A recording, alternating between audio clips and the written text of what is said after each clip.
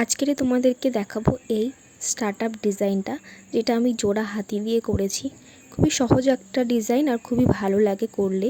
তো দেখো, দেখতে দেখতে আমরা ডে 11এও চলে এলাম।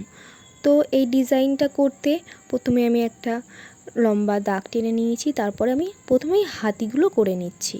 তো হাতি যেমন আমি আগেও তোমাদের দেখিয়েছি, আগের হাতির থেকে একটু আলাদা হবে এই হাতিটা। তো দেখো আমি কীরকম করে হাতির ডিজাইনটা করছি। তো এটা একদম সিম্পল হাতি, এটা করতে খুবই সহজ। তো প্রথমে আমি হাতির বডিটা এঁকে নিয়েছি, তারপরে ওর আইসটা করে নিয়েছি। আর পিঠের দিকে যেমন আমি আগেও ডিজাইন দিয়েছিলাম বড় বড় হাতিতে, তো সেরকম একটু সিম্পল ডিজাইন দিয়েছি। আর ওর পাতেও একটা দাগ টেনে দিয়েছি। তো এরপর আমি দুটো হাতির মাঝখানে একটা ডিজাইন করে নিলাম, তার মধ্যে একটা ছোট্ট করে পদ্ম এঁকে নিয়েছি। এখানে অনেক কিছুই আঁকা যায়, পদ্ম, তুমি যে কোনো ফুল টুল এঁকে দিতে পারো।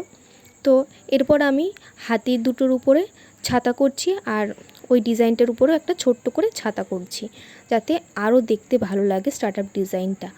তো এই ছাতা করার পর আমি ওর ভিতরেও কিছু ডিজাইন অ্যাড করে দিচ্ছি, যেমন আমি আগেও করেছিলাম ছাতা করে। যদি তোমরা ভিডিওটা দেখে থাকো, আর না দেখে থাকলে অবশ্যই দেখে আসতে পারো আমার আগের ভিডিওতে। এবারে আর কিছুই না, খালি ফাঁকা জায়গাগুলো ভরাট করতে হবে।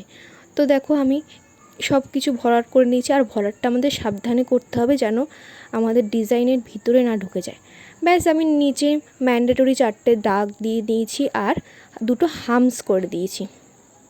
এরপরে আমি একটা বর্ডার ডিজাইন করছি। তুমি এখানে যে কোনো বর্ডার ডিজাইন করতে পারো। আমি যে বর্ডার ডিজাইনটা করছি এটা আমার খুবই ভালো একটা পছন্দের ডিজাইন বলতে পারো। এটা করতে আমার খুবই ভালো লাগে, এটা দেখতেও খুব ভাল লাগে।